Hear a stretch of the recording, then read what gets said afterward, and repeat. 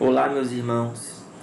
Hoje nós vamos iniciar uma nova disciplina, a disciplina de Profetas 3, onde eu, juntamente com o pastor Ronald, iremos ministrar sobre os últimos profetas que faltam ainda para nós vermos, durante o Velho Testamento.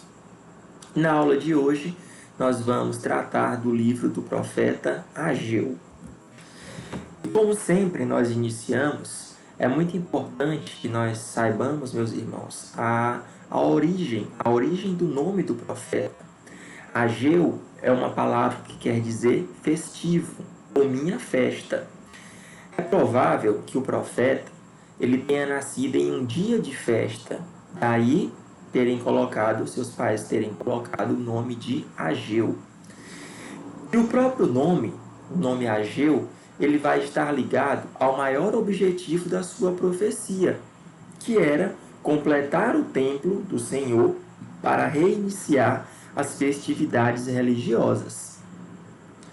Depois de Obadias, do livro de Obadias, Ageu é o livro mais curto do Antigo Testamento. Então, é o segundo livro mais curto.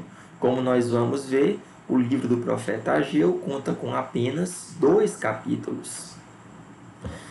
Zacarias, um profeta mais jovem, foi contemporâneo de Ageu. Então, os dois, o Ageu e Zacarias, exerceram o seu ministério profético de forma contemporânea. E os dois, juntos, se tornaram os principais incentivadores dos trabalhos de restauração do templo, de modo que eles apressavam o povo recém-chegado do exílio a reiniciar a sua construção. No livro do profeta Ageu, logo no início, no capítulo 2, versículo 3, há uma referência ao templo pré-exílico, ao tempo de antes do exílio. Então, essa referência, ela sugere que o profeta Ageu foi um dos poucos idosos que haviam visto o templo de Salomão antes da invasão babilônica, e foi um dos remanescentes que sobreviveu ao exílio e retornou para a terra de Jerusalém. Então vejamos o que é que diz aí no livro do profeta Ageu, capítulo 2, versículo 3. Quem dentre vós que tenha sobrevivido contemplou esta casa na sua primeira glória? E como a vedes agora? Não é ela como nada aos vossos olhos? Então percebam, meus irmãos, que essas palavras do profeta Ageu dão a entender exatamente de que ele viu o templo de Salomão, viu o templo de adoração a Deus como ele era antes, em sua plenitude. Mas, como nós sabemos, esse primeiro templo, construído no tempo de Salomão, ele foi destruído com a invasão babilônica, sob o comando de Nabucodonosor. Então, o templo estava destruído. O profeta Ageu, portanto, com essa indicação, dá a entender de que ele havia visto esse templo de Salomão ainda no seu período de glória, antes da invasão babilônica. Então, só por isso a gente já consegue inferir que o profeta Ageu ele poderia ter pelo menos mais de 80 anos quando começou o seu ministério. Então já era um homem idoso. E mesmo assim foi chamado ao ministério profético pelo Senhor.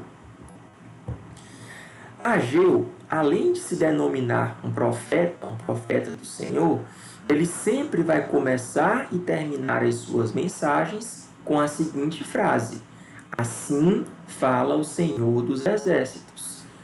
Isso vai demonstrar que ele estava absolutamente convencido de que a mensagem que ele estava transmitindo ao povo não provinha dele próprio, não era a sua vontade, mas sim uma mensagem que se originara no próprio Deus, e ele estava apenas transmitindo essas palavras de Deus ao povo. A profecia de Ageu, ela é marcada por um estilo simples e direto, o que nos leva a entender que Ageu era uma pessoa objetiva, algo que era muito necessário nessa situação para que o povo fosse motivado a sair da sua letargia, a sair do seu desânimo e, desse modo, realizar uma obra grandiosa de reconstrução do templo em pouco tempo. E o ministério de Ageu, diferentemente de outros profetas, como nós já vimos anteriormente, foi um ministério extremamente curto. Suas profecias, elas compreendem um período de apenas 4 meses, bem curto, então, como os irmãos podem ver. E, ao longo desse período, por meio de suas profecias, Ageu despertou Judá e persuadiu o povo, convenceu o povo a que a reconstrução do templo fosse completada em 12 de março do ano de 515 a.C. Nos chama a atenção, meus irmãos, no livro do profeta Ageu, que ele também é um dos poucos livros de profecias da Bíblia onde não há dúvida alguma quanto à datação em que essas profecias elas foram realizadas. O próprio texto, o próprio livro da Bíblia do profeta Ageu já traz em seu corpo, no corpo do texto, já traz a menção exata de quando cada uma das profecias foram realizadas. Então, todas as profecias de Ageu foram realizadas conforme consta logo no início, no segundo ano do reinado de Dario Estaspes, ou simplesmente Dario, o rei do Império Persa. E Dario Estaspes, conforme os historiadores nos mostram, o seu reinado ele iniciou exatamente no ano de 522 a.C. Então, portanto, se o profeta Ageu nos traz logo no início do seu livro que suas profecias datam do segundo ano do reinado de Dario, consequentemente, a data do livro é 520 a.C. Lembrando, meus irmãos, mais uma vez, que quando se trata das datas antes de Cristo, a gente tem o modo regressivo, decrescente. Então, portanto, 522, o ano em que se iniciou o reinado de Dario, e no segundo ano do seu reinado, no ano de 520, as profecias de Ageu foram realizadas. Então, no livro do profeta Ageu, são realizadas 4 profecias. A primeira profecia, ela data do primeiro dia do mês de Abi, que era o calendário vigente na época. Realizando a conversão desse calendário para os tempos atuais, chegaremos à data exata dessa primeira profecia em 29 de agosto de 520 a.C. Aproximadamente um mês depois, no dia 21 de Tishrei, que corresponde ao último dia de uma das festas mais importantes do povo judeu, a festa dos tabernáculos, então nesse 21º dia foi realizada a segunda profecia, correspondendo no calendário atual ao dia 21 de setembro. E a terceira e quarta profecias, contidas no livro do profeta Ageu, foram realizadas na mesma data, no 24º dia de Kislev, que na correspondência atual se trata do dia 18 de dezembro, também do ano de 520 a.C. Então, essas são as datas exatas em que cada uma das profecias de Ageu foram realizadas. E aqui, meus irmãos, eu trago esse quadro, essa tabela, para que a gente possa se situar de alguns dos eventos mais importantes ao longo desse período. Primeiramente, na data de 538 a.C., foi realizado o decreto por parte do imperador Ciro para a volta dos judeus a Jerusalém, a fim de reconstruírem o templo. Então, fazendo uma recapitulação aqui de livros anteriores que já foram estudados. Lembremos, meus irmãos, que o reino de Judá, ele caiu perante a invasão babilônica, a invasão por meio de Nabucodonosor. E um dos atos do rei Nabucodonosor foi a destruição do templo de Jerusalém, o templo de adoração a Deus, erguido durante o governo do grande rei Salomão. Então, depois dessa destruição do templo de Jerusalém, lembremos também que Nabucodonosor levou consigo cativos para a Babilônia grande parte da população. E esse cativeiro na Babilônia teve uma duração de 70 anos. Quando houve o fim do cativeiro, a Babilônia, ela já havia caído perante um novo império crescente, o Império Persa, ou Império Medo-Persa, conforme os historiadores, sob as ordens do imperador Ciro. E Ciro foi usado por Deus, como nós vimos durante o livro do profeta Daniel, e emitiu um decreto para que essa população cativa de judeus retornassem a Jerusalém com essa finalidade, reconstruírem o seu templo de adoração a Deus. Então, um ano depois, em 537, houve o retorno dos primeiros cativos. Neste mesmo ano, foi erguido o altar, o novo altar do templo, e também as ofertas foram reiniciadas em Jerusalém, as ofertas a Deus. Um ano depois, em 536, começa a reconstrução das fundações, das bases do templo. No ano de 534 a.C., essa reconstrução foi interrompida, principalmente devido à ameaça dos samaritanos. Posteriormente, vamos ver direitinho o que é que ocorreu para essa interrupção. No ano de 530 a.C., a interrupção oficial da reconstrução por ordem do imperador Artaxerxes.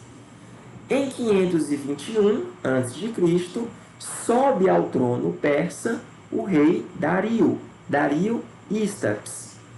E um ano depois, a reconstrução do templo é retomada, principalmente após a insistência dos profetas Ageu e Zacarias.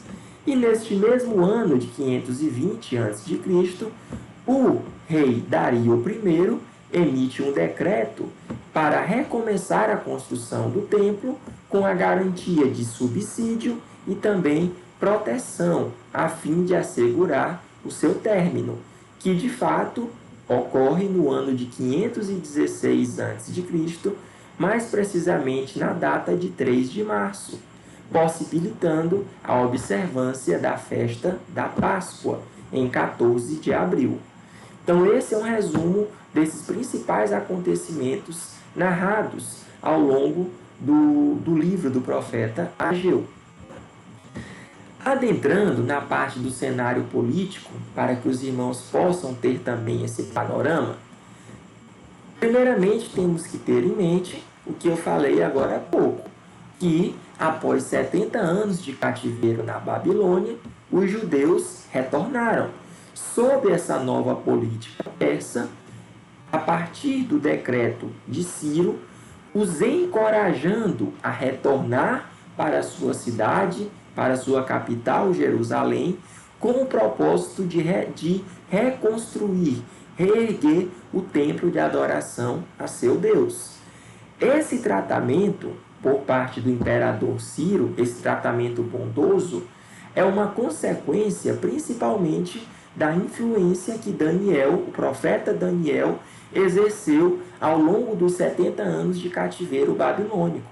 Lembremos, meus irmãos, que Daniel, ao longo desses 70 anos de cativeiro, ele sempre esteve ali exercendo funções fundamentais aos pés dos imperadores, desde do domínio da Babilônia até os persas.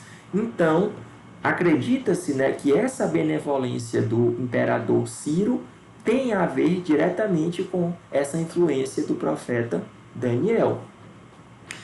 Então, meus irmãos, imagine, né? A população, o povo ficou 70 anos aprisionado na Babilônia. Quando foi emitido esse decreto para que eles pudessem retornar para sua capital, Jerusalém, com certeza foi um motivo de grande alegria, de grande empolgação. Então, sobre essa empolgação, é que os remanescentes, os cativos, retornaram para a cidade de Jerusalém. E, entretanto, após essa animação, essa empolgação inicial, infelizmente a população caiu em um ciclo de desânimo, principalmente devido à oposição samaritana, como veremos daqui a pouco, à negligência espiritual e também à própria pobreza material que eles enfrentavam na época. Tudo isso se estendendo por um período de aproximadamente 15 anos. 15 anos de interrupção dessas obras de reconstrução do templo.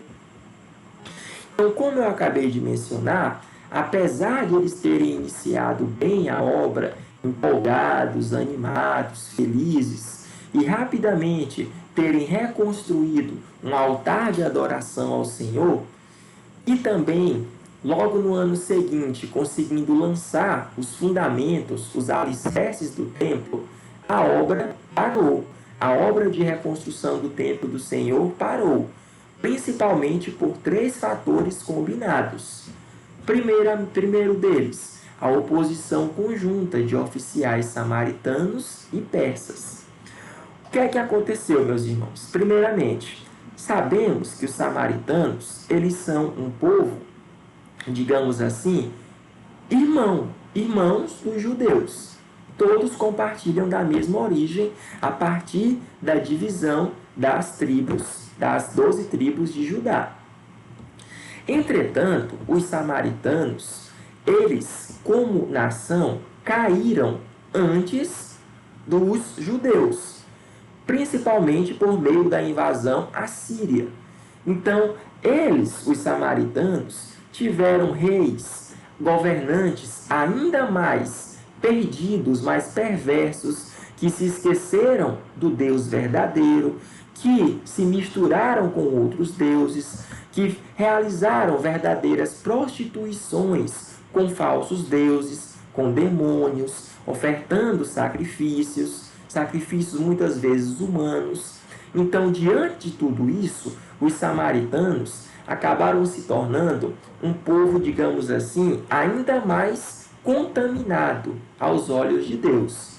Então, quando os cativos que estavam na Babilônia retornaram com essa finalidade de reconstrução do templo, os samaritanos, ao saberem dessa informação, ofereceram a sua ajuda, se ofereceram para ajudar na reconstrução do templo. Mas essa ajuda, ela foi negada por parte dos judeus, que não queriam contaminar a construção, não queriam que o templo já fosse erguido de forma impura, de forma contaminada. Então isso causou a revolta dos samaritanos, principalmente por meio dos seus oficiais, do seu exército. Então esses oficiais samaritanos começaram a boicotar a obra de reconstrução, atrapalhando, e também culminou ao ponto de os samaritanos chegarem de fato a mentir. Como? Os samaritanos, lembremos que os cativos da Babilônia, os cativos judeus, retornaram para Jerusalém sob o decreto de Ciro, com essa finalidade, reconstrução do templo, mas ainda permaneciam sob o domínio do Império Persa. Entretanto, os samaritanos, diante da negativa de sua ajuda, começaram a incitar os persas de que, na verdade, os judeus não estavam construindo o templo e que, na verdade, eles estavam se organizando, principalmente para erguer muralhas, de modo a formar uma resistência contra o domínio persa que pudesse culminar em batalhas para sua libertação. Então, diante disso, os oficiais persas começaram também a bloquear as obras de reconstrução do templo, até que culminou na sua interrupção completa durante o governo do rei Artaxerxes. Outro fator que também ajuda a explicar essa interrupção era a aparente falta de familiaridade do povo e também, talvez, uma própria falta de uma necessidade sentida. Meus irmãos, essas pessoas que retornaram, que vieram da Babilônia, a grande maioria, nem chegaram a estar antes na terra de forma livre, estar em Jerusalém de forma livre. Porque lembremos que foram passados 70 anos na Babilônia. Então, grande parte da população que foi levada cativa acabou morrendo na Babilônia. Os que retornaram, na verdade, em sua grande maioria, eram pessoas que foram nascidas durante o cativeiro. Então, por isso, essas pessoas, elas talvez não tinham familiaridade com o templo, não davam a ele a importância devida e não sentiam sua falta, não sentiam a necessidade de adorar a Deus em um templo. Então, por isso, esse foi também um dos motivos que colaborou para a interrupção das obras. E o último fator é a tendência humana, a tendência da nossa carne, de colocar o conforto material adiante do compromisso espiritual.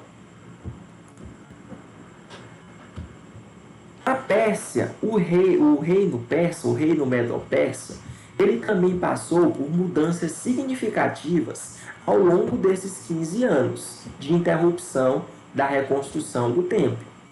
Primeiramente, no ano de 530 a.C., houve a morte do imperador Ciro, enquanto ele defendia as fronteiras a nordeste do Império Medo-Persa.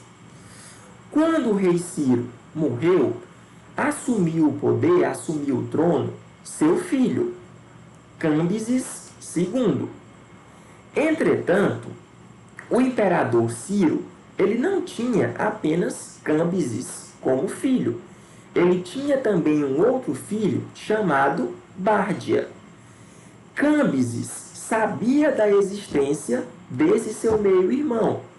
E sendo ele também, Bárdia sendo também filho de Ciro, ele tinha, portanto, direito ao trono. Cambises assassina o seu meio-irmão, assassina Bárdia para se estabelecer como único governante. Mas esse assassinato ficou encoberto. A população do reino medo-persa não soube da morte de Bárdia. Então, Cambises ficou sendo o imperador medo-persa, o imperador persa, assassinando seu irmão Bárdia. Entretanto, uma outra pessoa chamada Gálmata usurpou o poder. Ou seja, esse Gálmata começou a se passar por Bárdia. Ele chegou lá na capital do Império Persa, se passando pelo irmão assassinado, pelo Bárdia. Sendo que, na verdade, a população não sabia que Bárdia havia morrido. Então, pensavam que, de fato, ele era o meio-irmão do imperador Cambises II, que estava ausente em uma campanha militar no Egito.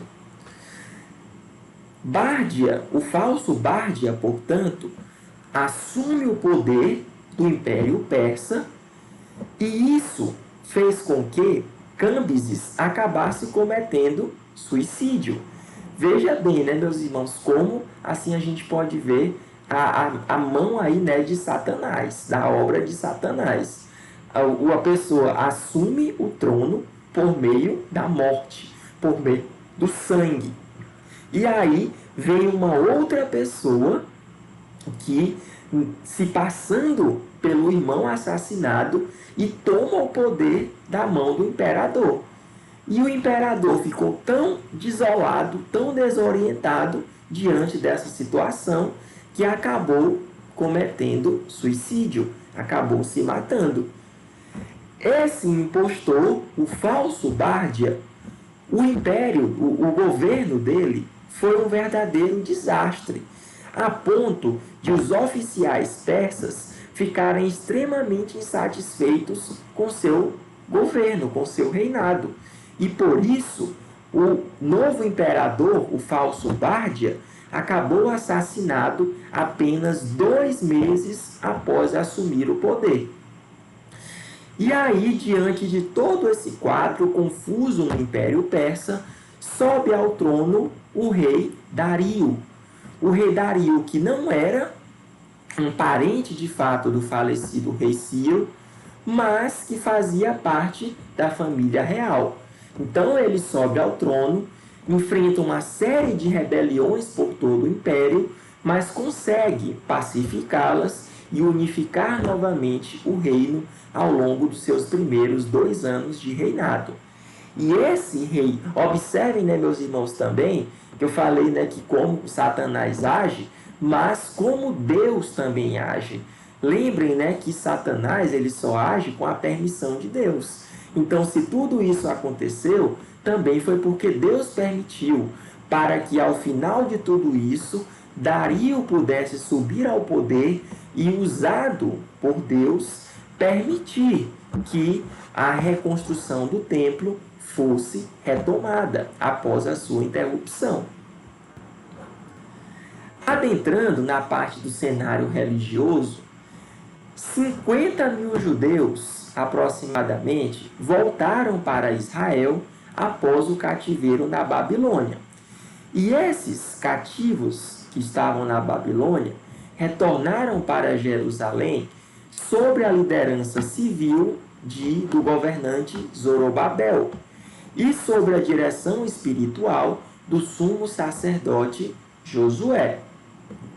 Como nós já vimos, um dos principais motivos da interrupção das obras de reconstrução do templo foi a sabotagem por parte dos samaritanos, após terem sua oferta de ajuda negada pelos judeus.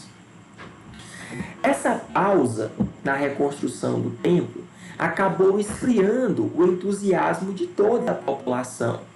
E por isso muitos deles acabaram se voltando para seus interesses seculares, para a economia, para a construção de suas casas, para seu próprio conforto. Então, após aproximadamente 14 anos de interrupção das obras, de negligência na reconstrução do templo do Senhor, o próprio Senhor começou a alertar e castigar o povo, mandando seca e má colheita.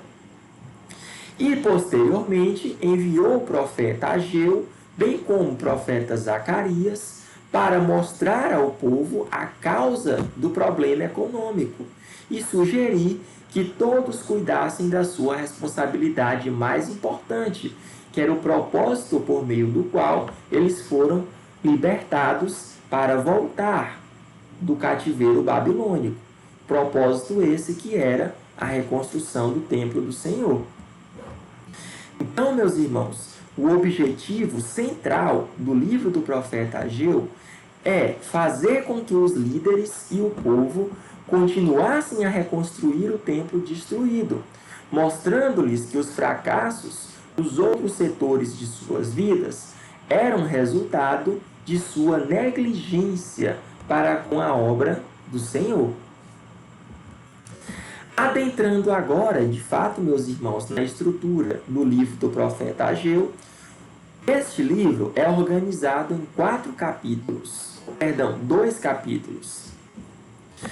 No primeiro capítulo, vai haver a temática central de exortação ao povo para a reconstrução do templo.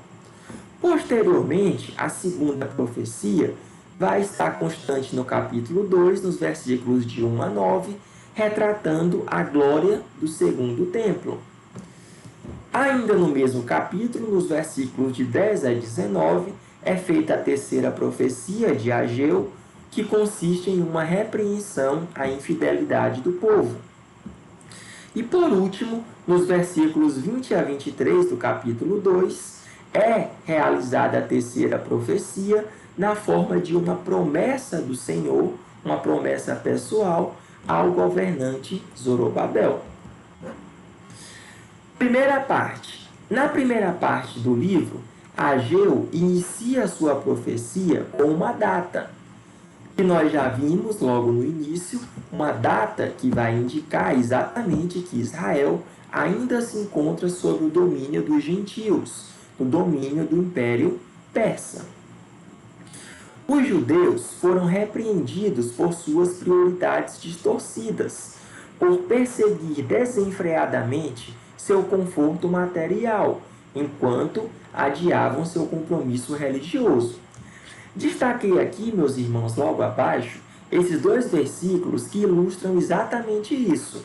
Versículos 4 e 5 do capítulo 1. Olha o que é que diz a palavra do Senhor. Porventura, é para vós tempo de habitardes nas vossas casas forradas, enquanto esta casa, o templo, fica deserta? Ora, pois, assim diz o Senhor dos Exércitos, considerai os vossos caminhos. Então veja bem, meus irmãos, olha o que é que o profeta está dizendo. O templo, ele estava com sua obra interrompida. Por quê? Porque a população estava mais interessada em atender os seus próprios desejos, os seus próprios anseios, negligenciando a obra de reconstrução do templo do Senhor. A população estava mais preocupada em realizar obras de suas próprias casas, casas que fossem luxuosas, casas que fossem forradas, casas que fossem não apenas seguras, mas também confortáveis. Então, o próprio Senhor repreende o povo com uma mensagem inicial: considerai os vossos caminhos, ou seja, prestem atenção nisso que vocês estão fazendo. Né? Então, isso, né, vai mostrar exatamente como eu falei, esse versículo, essa questão, onde a população estava priorizando os seus interesses à obra, né, de reconstrução do templo, para a qual eles foram designados a fazer. Então, tudo isso, toda essa negligência da população, acabou trazendo diversos tipos de sofrimentos. Sofrimentos econômicos, sofrimentos sociais, fome, pobreza, inflação, dentre outros. A seguir, nos versículos de 9 a 11, o profeta Ageu nos traz a visão de que Judá ainda estava sob os princípios de bênção e maldição da aliança.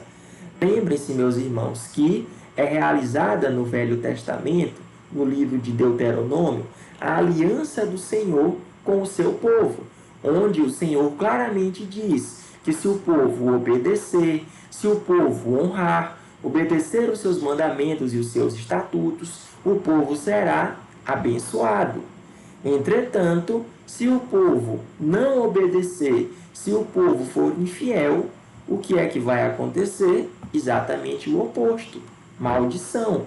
Então, a nação de Judá ainda estava sobre a aliança feita com o Senhor.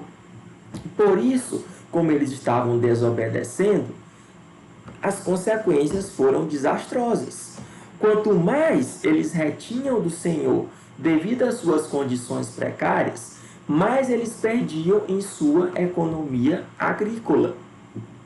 Era, portanto, uma situação de perda inescapável, que só poderia ser quebrada por uma renovação de compromisso com o Senhor.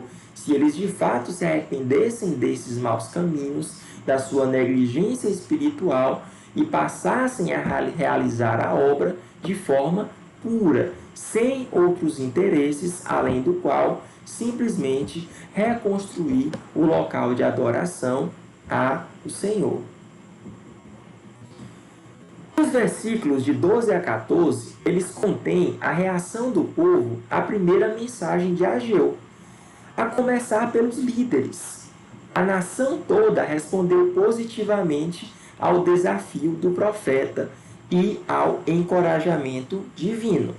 Meus irmãos, olha o que é que a Bíblia nos diz, né, no profeta Ageu, capítulo 2, versículo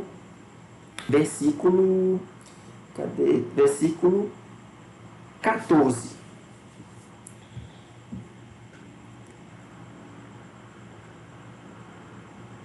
Diz assim,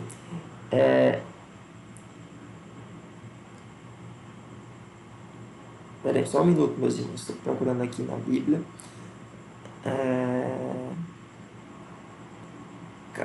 Diz assim, versículo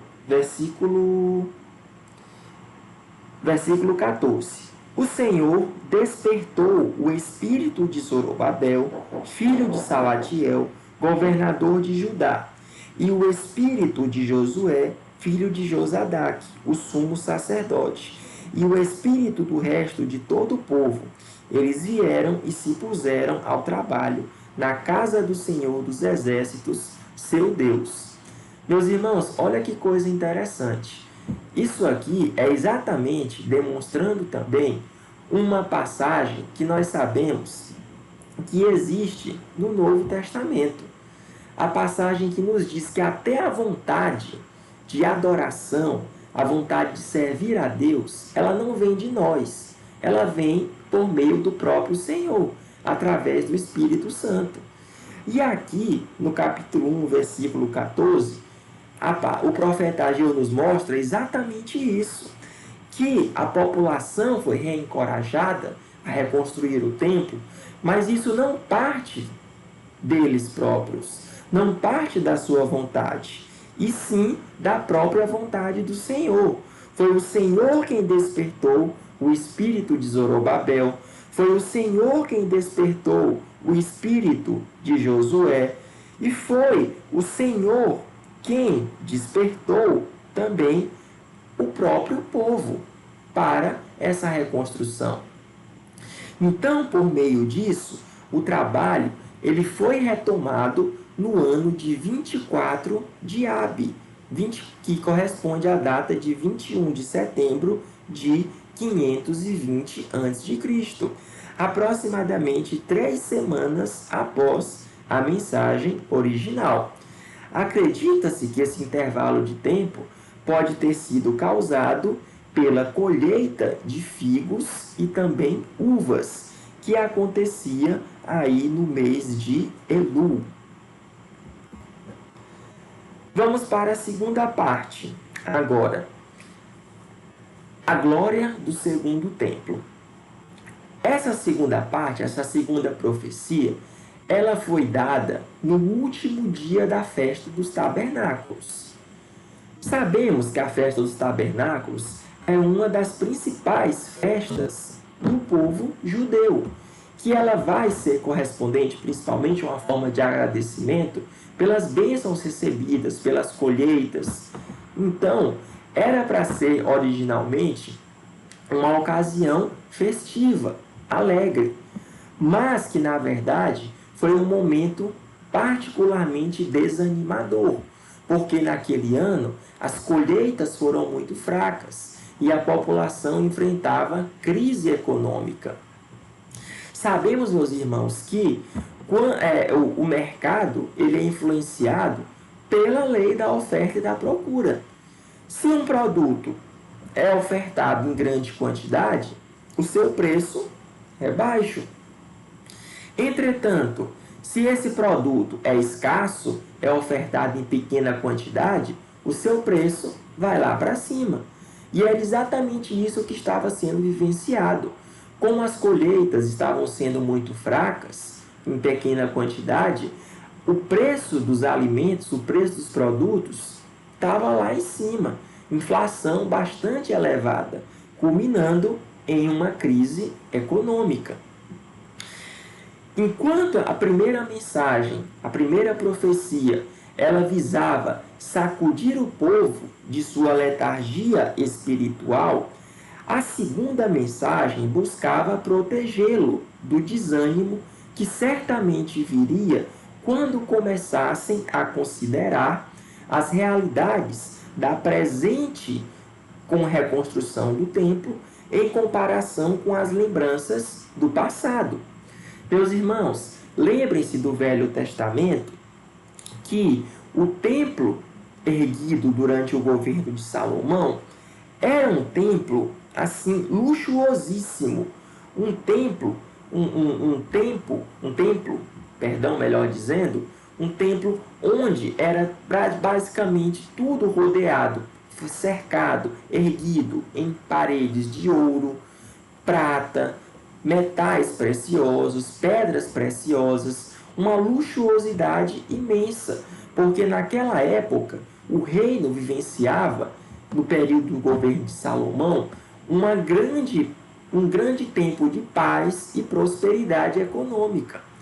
Entretanto, com essas novas condições, com o reino empobrecido e destruído após a invasão babilônica, obviamente que a população por si própria jamais ela poderia erguer um templo que fosse pelo menos comparável ao primeiro templo.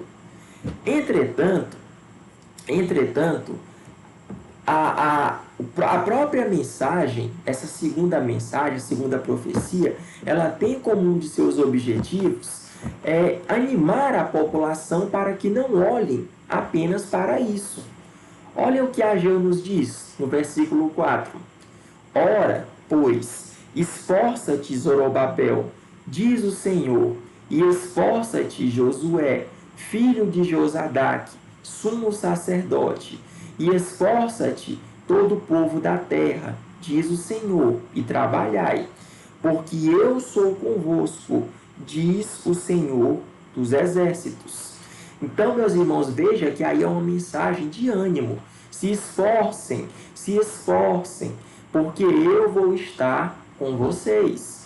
Então, essa é a mensagem de ânimo do Senhor, para fornecer essa energia para que a população reerguesse o seu templo. Era fundamental que a população se conscientizasse de que o aspecto mais importante do templo não seria a sua riqueza, a sua luxuosidade, a sua imponência, mas sim a presença de Deus por meio do seu Espírito. Lembremos, meus irmãos, que no Velho Testamento, a presença de Deus, ela era algo, digamos assim, mais restrito, porque sabemos que após a vinda de Jesus e após a sua subida ao céu, ele nos enviou o Consolador, o Espírito Santo. Então, o Espírito Santo, a presença de Deus, podemos assim dizer, habita em cada um de nós. Entretanto, no Velho Testamento, a presença de Deus, ela era restrita ao templo de adoração. Ao templo de Salomão, o primeiro templo, foi erguido exatamente com essa finalidade, para que fosse um local onde a presença do Senhor, onde o Espírito do Senhor pudesse habitar.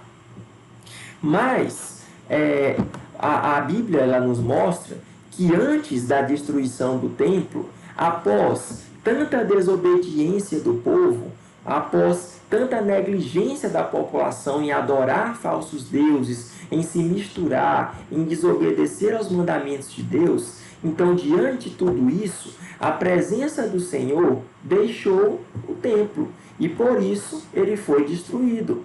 Então, desse modo, Ageu já havia entendido também de que o fato do templo ser reconstruído a reconstrução desse segundo templo, representava também um convite à volta de Deus, à volta da presença de Deus no meio do seu povo, Israel.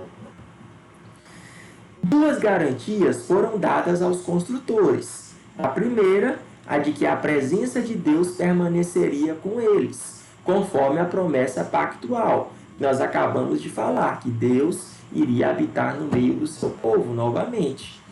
E a segunda promessa é que não faltariam recursos para continuar o trabalho, até completá-lo.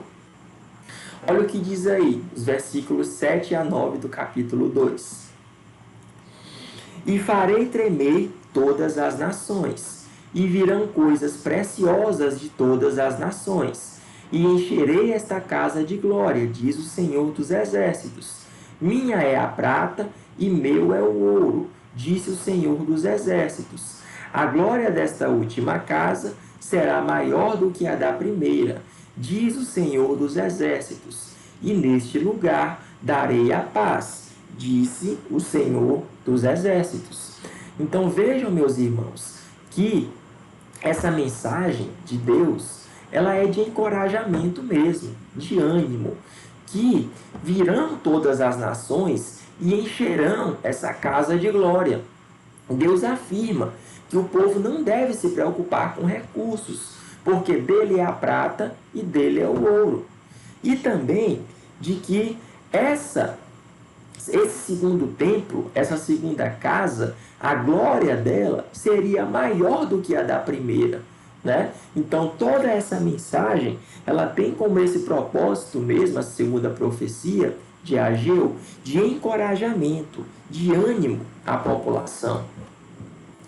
E o interessante é que o cumprimento imediato dessa segunda parte, de que Deus iria prover os recursos para a reconstrução do templo, o cumprimento dela veio de forma imediata, no ano de 519 a.C., quando o rei Dario, que havia acabado de assumir o poder, conforme nós vimos agora há pouco, ele revisou o status de Jerusalém, que era apenas uma cidade, digamos assim, destruída, e revisou o status dela para uma cidade mais importante.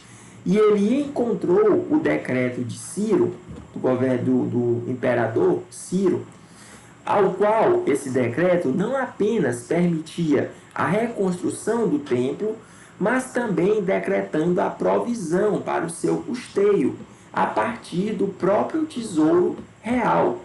E essa medida foi retomada imediatamente, permitindo a conclusão do trabalho das obras do templo em apenas 4 anos. Meus irmãos, então vejam, né, como Deus age de forma maravilhosa.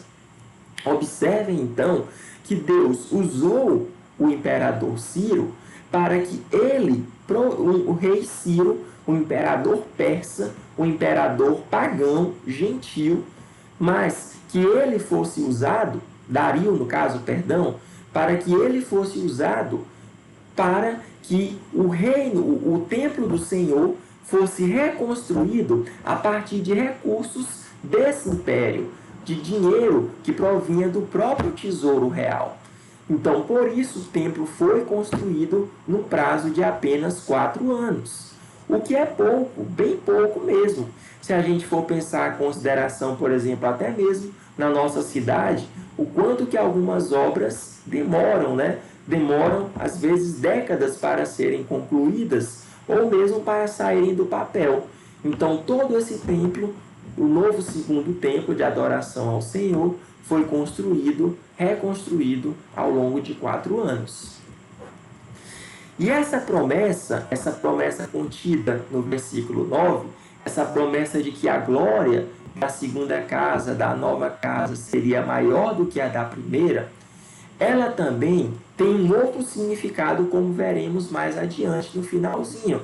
Ela também indica uma continuidade essencial entre os templos, que o templo pós-exílico, que o templo após o exílio, ele partilharia de uma glória e paz, mas no futuro, do templo milenar, estabelecido após o final dos tempos.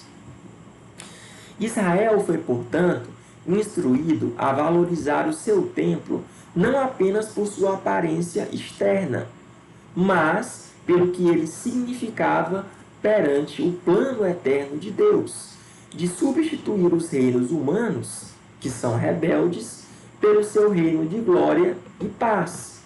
E no templo ele daria a paz. E essa paz, como nós sabemos, ela veio posteriormente por meio da pessoa de Jesus Cristo. Na terceira parte do livro, a terceira profecia, Ageu vai indicar a natureza contagiosa do pecado, em contraste com a natureza não contagiosa da justiça. Os atos rituais de Judá não poderiam santificar seu distorcido sistema de valores espirituais. Meus irmãos, olha o que é que diz, né, no capítulo 2, no versículo 12. Olha o que é que nos diz a palavra do Senhor. Se alguém leva carne santa na orla de sua veste, e ela vier a tocar no pão, ou no cozinhado, ou no vinho, ou no azeite, ou em qualquer outro mantimento, ficará isto santificado? Responderam os sacerdotes: não. O que é que isso quer dizer? Lembremos que no Velho Testamento, as pessoas, elas tinham que obedecer, o povo de Deus tinha que obedecer aos seus mandamentos, os mandamentos da lei, que estavam indicados principalmente no livro de Deuteronômio, mas também Levíticos, alguns em Números, os livros da lei, né, conforme Moisés, os livros da lei escritos, vindos de Deus, a lei de Deus, mas escrita pelo profeta Moisés. Então, meus irmãos, dentre esses mandamentos, nós sabemos que haviam coisas que deveriam ser santificadas a Deus, as coisas puras, as ofertas realizadas a Deus, por exemplo, pães, sacrifícios de animais, tudo tinha que ser purificado, santificado. Então, digamos que uma oferta a Deus, o pão, os pães da proposição, santificados a Deus. Se o sacerdote pegasse aquele pão santificado, o levasse para fora do templo e, por exemplo, tocasse em um objeto, aquele objeto ficaria puro por ter entrado em contato com um objeto com o pão purificado? Os sacerdotes respondem: não, não ficará purificado. O que é que Deus quer dizer com isso? Exatamente de que por mais que a população de Judá faça coisas para tentar se santificar, nada disso adianta. Por quê? Porque eles eram impuros, porque os seus valores eram impuros, porque eles estavam lá reconstruindo o templo, não com essa vontade inicial simplesmente de adorar, de reconstruir um lugar de adoração a Deus, mas eles estavam indo, digamos assim, com valores pervertidos. Então, por isso, era uma construção impura. Então, nada do que eles fizessem poderiam purificá-los. Como nós sabemos, meus irmãos, essa purificação, não há ninguém, não há um ser humano que seja qualquer de cumprir os mandamentos da lei. A única pessoa que foi de fato capaz de cumprir, de fazer a lei se cumprir totalmente, Jesus Cristo. Jesus Cristo, a lei se cumpriu nele. E por isso, desde então, ele passou a ser, o Cordeiro perfeito, o Cordeiro Santo, que a partir do seu sacrifício, a partir do seu sangue, tudo poderia ser lavado e purificado. Logo a seguir, no versículo 13, o profeta Ageu, ele faz exatamente o oposto. Olha o que é que ele nos diz. Então perguntou Ageu: se alguém que se tinha tornado impuro pelo contato com o corpo morto tocar em alguma destas coisas, ficará ela imunda? Responderam os sacerdotes: sim, ficará imunda. Então aqui Ageu mostra exatamente o contrário, exatamente o que eu acabei de falar para os irmãos, de que as suas obras eram impuras.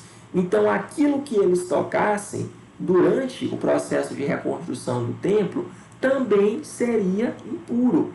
Então essas suas obras se tornavam inaceitáveis diante de Deus. E a única forma, como nós sabemos, de purificação é por meio de Jesus Cristo. A seguir, o profeta relata os meios utilizados pelo Senhor para que eles retornassem aos seus caminhos. Então, é relatado por Ageu de que Deus envia queimaduras para as plantas, nas folhas das plantas, ferrugem, que é uma espécie de fungo que vai atacar as lavouras, plantações.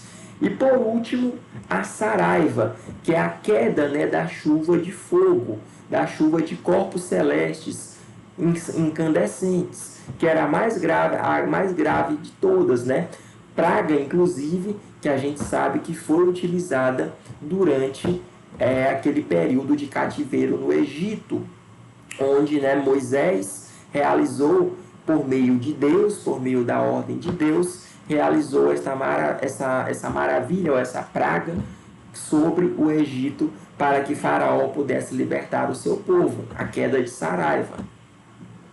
Então, esse ponto, esse aspecto também, meus irmãos, ele merece a nossa atenção, porque sabemos que a partir daí, surgem diversas teorias, diversas doutrinas distorcidas e que levam muitas pessoas ao engano. Existem por aí diversas denominações, diversas doutrinas que apontam que o cristão verdadeiro, jamais ele vai ser mal sucedido em seus negócios, em sua vida econômica. Quando, na verdade, não é bem assim. Sabemos que o nosso Deus, ele é um Deus que se utiliza tanto da adversidade, tanto dos problemas, como também da prosperidade para amadurecer o seu povo. Então Deus utiliza as duas coisas, tanto um como o outro. Então de nada impede que um cristão verdadeiro enfrente dificuldades, enfrente pobreza financeira mesmo, ou também nada impede de que um cristão verdadeiro tenha riquezas materiais. Deus se utiliza tanto de uma coisa como da outra. E por último, no versículo 19, o profeta encoraja o seu povo. Encoraja o seu povo com uma mensagem bem clara: eu vos abençoarei. Então, há essa mensagem final, de ânimo, de encorajamento para o povo. E na última parte, na quarta parte, a quarta profecia, é uma profecia destinada exatamente ao governante Zorobabel, o governante nomeado de Judá. Zorobabel é encorajado pelo profeta Ageu, não com promessas específicas de poder político para si mesmo. A profecia dada a Zorobabel não é a de que ele seria um grande líder, um grande político para a sua nação, alguém que se destacasse dentre os outros, que ficasse numa posição relevante. Nada disso. Mas Zorobabel, ele é encorajado, sim, por meio da sua linhagem que ele representa. A linhagem, como nós veremos daqui a pouco, a linhagem divina, a linhagem de Jesus, sendo chamado pelo próprio Deus de servo. Essa abordagem escatológica de Ageu, do final do livro de Ageu, ela focaliza Zorobabel como um elo davídico na corrente messiânica. Meus irmãos, uma corrente ela é formada por aquelas argolas, que são os elos. Se nós considerarmos a corrente messiânica a linhagem de Jesus, a linhagem que parte desde Adão, desde o primeiro homem, até chegarmos em Jesus, veremos que Zorobabel é um elo bem importante dessa corrente. Ele faz parte da linhagem de Jesus. E ainda mais importante devido ao seu papel de reconstrutor do templo de adoração a Deus. O papel, portanto, de Zorobabel seria transformar Israel em uma comunidade de adoração em torno do templo, até que o Senhor dos Exércitos interviesse na história, através da sua volta, para estabelecer o seu próprio rei. E por último, meus irmãos, para finalizarmos, como que nós podemos enxergar Cristo, a figura de Cristo no livro de Ageu? Existem duas referências que podem ser tratadas como referências ao Messias, a Jesus, na figura de sacerdote e rei. A primeira delas, que eu já mencionei, é esse versículo, essa parte que vai trazer a citação: encherei de glória esta casa, de que a glória da última casa seria maior do que a da primeira. Essa afirmação, ela também pode ser traduzida não apenas como uma mensagem de ânimo para o povo, mas também como prenúncio de um reinado messiânico, uma referência à volta da glória vindo na pessoa do Messias, na pessoa de Jesus Cristo. Então, meus irmãos, essa ideia, né, de que a segunda casa, a glória da segunda casa seria maior do que a da primeira, diz respeito exatamente a isso, de que a glória de Jesus seria muito maior do que a glória que foi dedicada ao primeiro templo de adoração, ao primeiro templo de Salomão. Essa glória não seria nem a prata e nem o ouro presentes no primeiro templo, mas sim a presença pessoal, a presença de Jesus como Deus entre eles, no meio do povo. E uma segunda referência messiânica é a escolha de Zorobabel como um anel de selar. Veja bem, meus irmãos, olha o que é que a Bíblia nos diz, né? No capítulo 2 do livro do profeta Ageu, no versículo 23, último: naquele dia, diz o Senhor dos Exércitos, tomar-te-ei, ó Zorobabel, filho de Salatiel, servo meu, diz o Senhor, e te farei como um anel de selar, porque te escolhi, diz o Senhor dos Exércitos. Então, meus irmãos, observem essa figura, né, do anel de selar. O que é um anel de selar? Se os irmãos já assistiram algum livro, algum filme, alguma série, ou até mesmo alguma novela antiga que faz referência, né, a tempos antigos, os irmãos devem saber que naquela época, para que um governante escrevesse algo oficial, um documento oficial, ele o escrevia de seu próprio punho e, ao final do processo, ele fechava o envelope, pingava sobre o fecho algumas gotinhas de parafina, aquela cera derretida, e ele trazia em seu dedo um anel com um brasão, o brasão real. Então, ele apertava, comprimia com o seu anel aquela parafina, aquela cera ainda mole, aquela cera derretida, para que sobre ela ficasse a marca do brasão real, indicando, portanto, ali a sua autenticidade, a sua relevância, a nobreza, né, a realeza daquele documento. Então, quando Deus, por meio do profeta Ageu, diz que fará de Zorobabel um anel de selar, é exatamente essa referência de que Zorobabel seria um símbolo da autoridade real do Messias no seu reino. Outro detalhe, também muito importante, que diz respeito a essa linhagem messiânica, é o que nós devemos nos lembrar, meus irmãos, de quem era Zorobabel. Se nós nos lembrarmos da disciplina anterior do livro do profeta Jeremias, ele que é um profeta antes do cativeiro babilônico, ele diz palavras duríssimas com um dos governantes de Israel, mais especificamente Jeconias, também chamado de Jeoiaquim. Esse rei, Jeconias, foi um rei terrível, um rei que não obedeceu aos princípios do Senhor, que se voltou totalmente para práticas imorais e ainda estava mais preocupado com seu luxo, com seu bem-estar, do que com o da população. Então, diante de tudo isso, Jeremias disse palavras duríssimas para o rei. Disse que ele era um amaldiçoado e que ele não iria ter parte com o Senhor. Jeoiaquim, Jeconias, portanto, ele foi levado cativo para a Babilônia e viveu muitos anos preso na prisão da Babilônia, na prisão do castelo do Império Babilônico.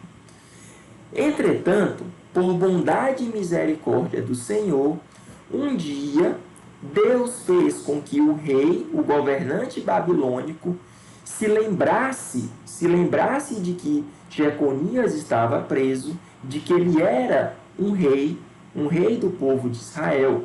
Então, o tirou da prisão, o vestiu com vestes novas e permitiu que ele se assentasse na sua mesa para comer juntamente com ele até o final dos seus dias. Então, meus irmãos, isso mostra, como Deus teve misericórdia desse rei, Jeconias, Jeoiaquim.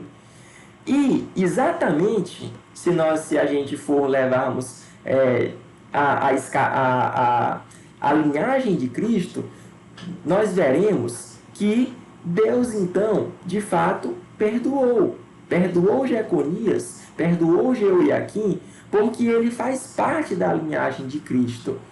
Não só faz parte, como ele constitui, na verdade, o avô de Zorobabel. Os irmãos podem conferir no capítulo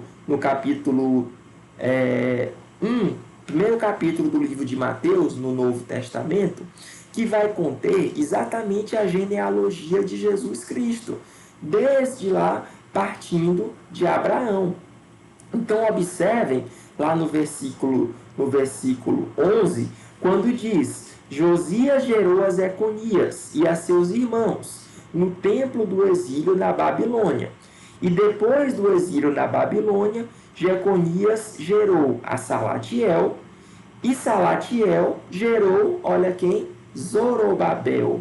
Então, Zorobabel, neto de Jeconias, presente, portanto, nessa linhagem real de Cristo.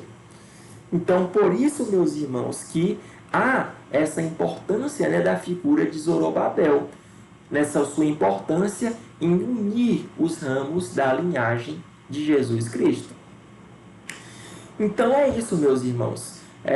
Com isso finalizamos a nossa aula e fica aqui para nós uma importante mensagem.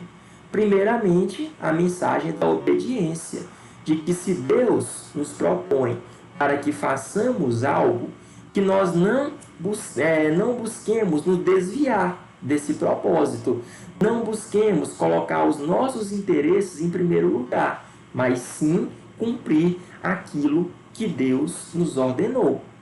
Então, fica essa mensagem, para nós de obediência fiel aos princípios, os princípios verdadeiros nos dados por Deus. Então vamos orar, meus irmãos, para finalizar a nossa aula. Senhor Deus, Santo Pai, obrigado, meu Deus, por essa aula. Obrigado, meu Deus, por tudo que aqui foi falado.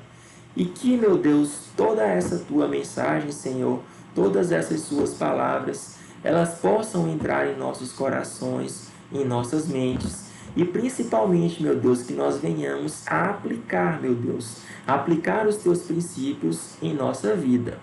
Nos abençoa, meu Deus, abençoa a todos que visualizaram essa aula e que o Senhor possa nos abençoar, meu Pai, que o Senhor possa nos conceder, meu Deus, um bom dia, uma boa noite, uma boa tarde, a qualquer hora que essa aula esteja sendo vista. Em nome de Jesus, meu Deus, muito obrigado por tudo, essa oração que te fazemos, em nome de Jesus, amém. Amém, meus irmãos, até a próxima.